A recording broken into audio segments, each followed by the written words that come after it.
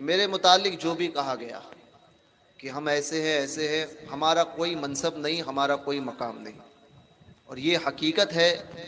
میں دوسروں کو میں ان لوگوں میں ہوں بھی نہیں، اور میں اپنے آپ کو اس میں شمار بھی نہیں کرتا۔ پہلی بات تو ہمارا مزاج یہ ہے کہ ہم سمجھتے ہیں کہ ہم اپنے سرکاروں کے سچے وفادار بن کر اگر اس دنیا سے گئے اور ان کے قدموں تک پہنچ گئے تو ہم سمجھتے ہیں ہماری قسمت کی معراج ہو گئی۔ واہ واہ، بے شک۔ ہم اسی میں کوئی ہمیں شوق نہیں ہے، نہ خواہش ہے، تو لہٰذا جس مقام پر ہم ہیں اسی پر رہنے دیں، نہ اٹھائیں ہمیں بڑے باپ کی اولاد ہونا۔ یہ سرکاروں کا کرم ہے کہ اللہ پاک نے اپنے فضل سے اس خاندان میں اور بڑوں کے گھر میں پیدا کیا، مگر اس میں کوئی میرا معاملہ نہیں ہے۔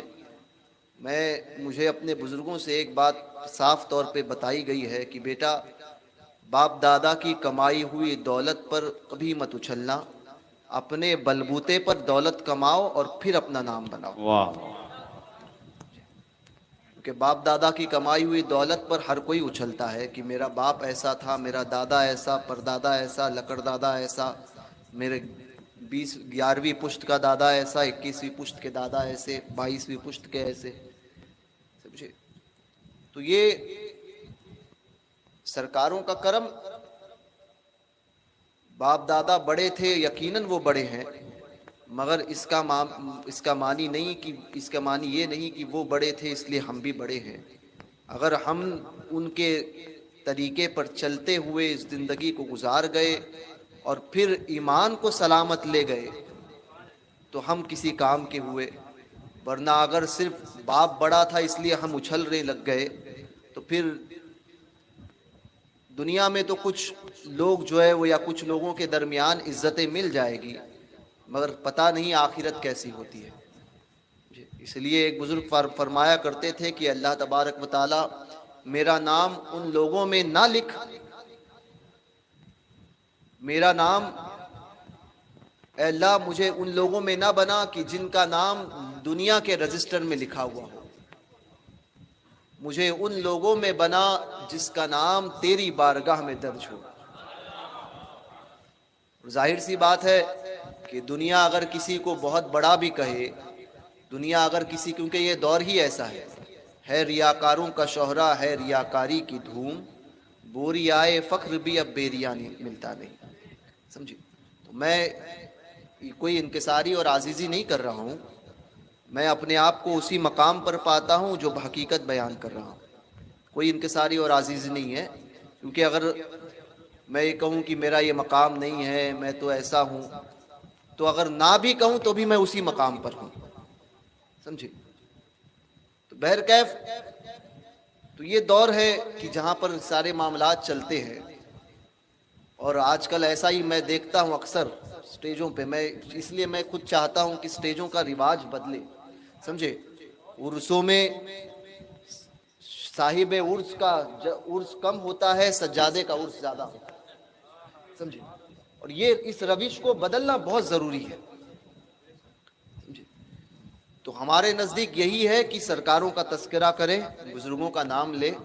اعلیٰ حضرت نے ہمیں ایک بات سکھائی کہ بے نشانوں کا نشاں مٹتا نہیں، واہ واہ، مٹتے مٹتے نام ہو ہی جائے گا، واہ واہ، مٹتے مٹتے نام ہو ہی جائے گا۔ تو بہرکیف جو انہوں نے کہا، میں ویسا تو ہوں نہیں، اللہ پاک اپنے کرم سے اپنے محبوبین کے صدقے میں مجھے اچھا بنائے، یہی میں دعا کرتا ہوں۔ بس ذکر ہو سٹیج پر، ممبر پر ہو، جلسوں میں یا پھر بند کمروں میں، ذکر صرف سرکاروں کا ہونا چاہیے، ذکر صرف سرکاروں کا، کیونکہ انسان میں ہم نہیں جانتے، اللہ کی خفیہ تدبیر سے ہمیشہ ڈرنا چاہیے۔ آج تو ہم بہت اچھے، اور اللہ پاک سرکاروں کے توسل سے ہمیں اچھوں میں رکھے، مگر خدا نہ خواستہ کل کو اللہ نہ کرے اور اللہ ایسا اگر مقدر میں ہو تو اس سے پہلے ایمان پر ہمیں موت دے، خدا نہ خواستہ کل کو اگر کچھ اونچ نیچ ہو جائے تو پھر سب گئے۔ اسی لیے ذکر سرکاروں کا ان کا کرو جو اپنی مزارات میں چلے گئے، ہمیشہ خیر سے رہو گے، ہمیشہ۔ اور واقعی جو اس میں بامسمہ ہے، جو اس مقام پر فائز ہے، ان کا ذکر کوئی بات نہیں۔ میں اپنے تعلق سے ضرور کہوں گا کہ میرے تعلق سے ان باتوں سے پرہیز کریں۔